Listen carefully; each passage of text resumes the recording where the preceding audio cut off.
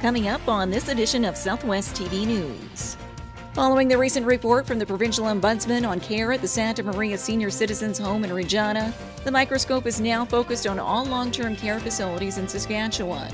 It's that time of the year to spend more time outdoors. And as we enjoy the season, a variety of insects are hoping to tag along for the ride. The Magnus Newland Arena in Swift Current was the site of the 2015 Southwest High School Rodeo.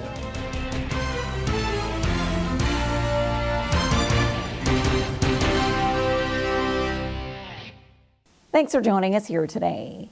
The spotlight is shining on long-term care facilities across the province following a recent report. We have more in today's top story.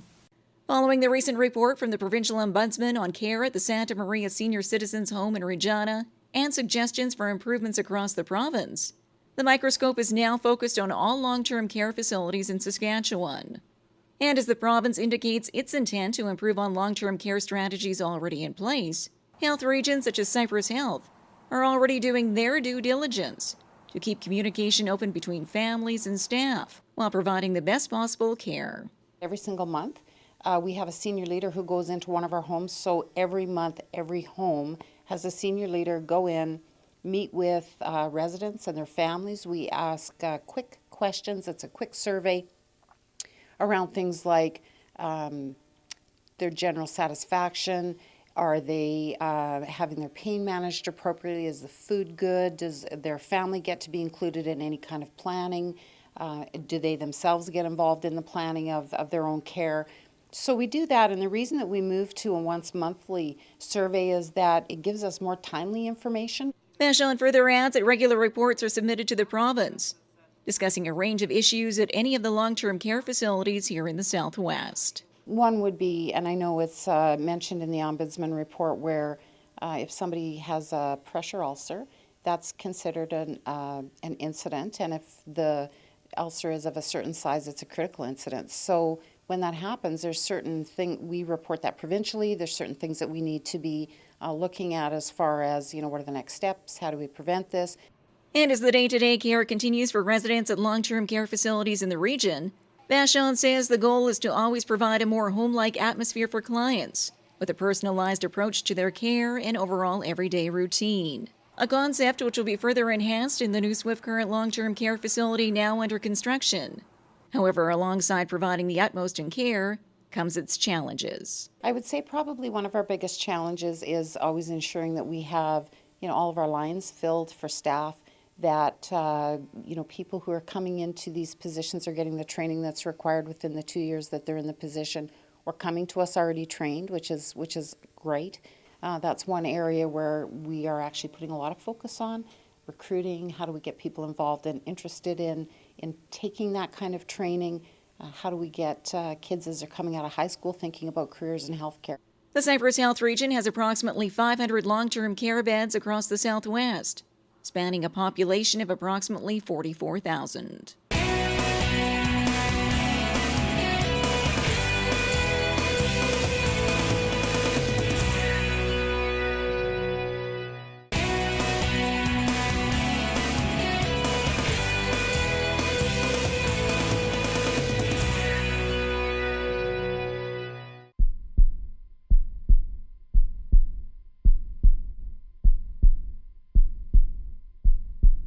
You ready? Yep. Okay.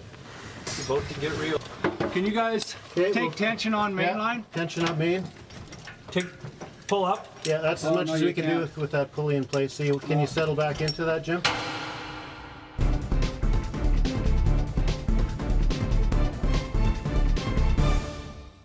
This is prime tick season, and you're reminded to take precautions when outdoors to prevent Lyme disease. It's that time of the year to spend more time outdoors. And as we enjoy the season, a variety of insects are hoping to tag along for the ride. Now through October is prime tick season and are commonly found in tall grass, brush, or wooded areas. Black-legged or deer ticks commonly carry Lyme disease and are common across southern Canada and the U.S.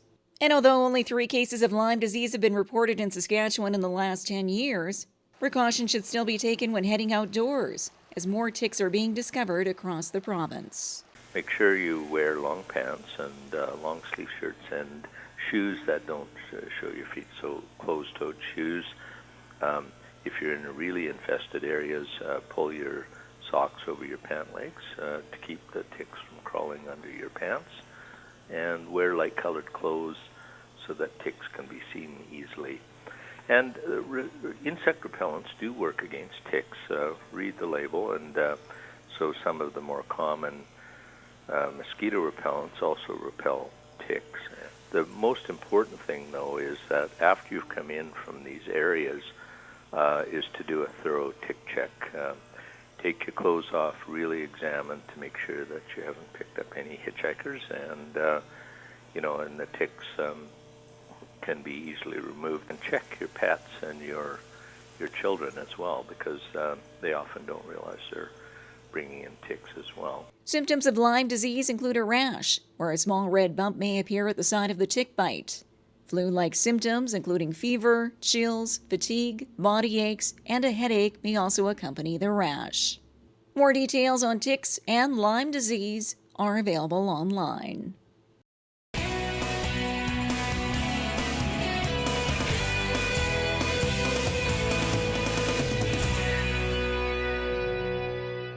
Rodeo is a fan favorite for many, and spectators were recently treated to the Southwest High School Rodeo in Swift Current. The Magnus Newland Arena in Swift Current was the site of the 2015 Southwest High School Rodeo.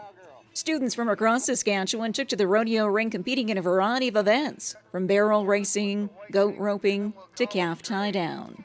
An event which has been hosted across the province through its 23-year history, as these competitors vie for a spot at provincials in the coming weeks.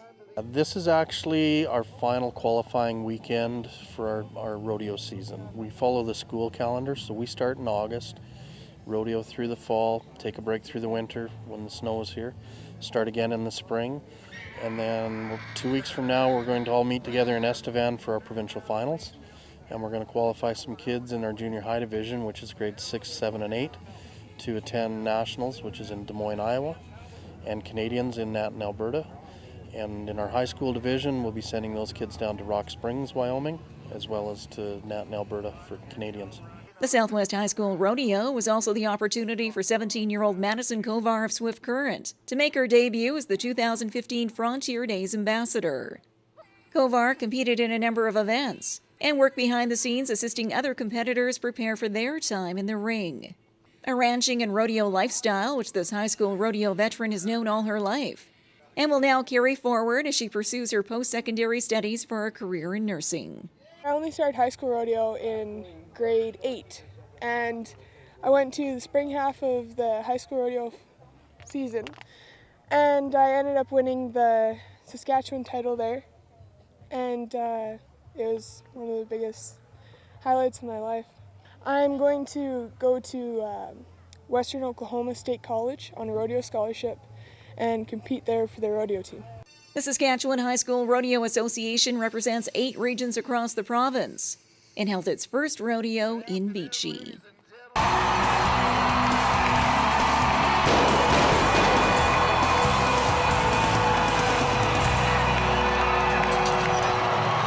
Well, this brings to a close another episode of Southwest TV News, reporting the stories that matter to you.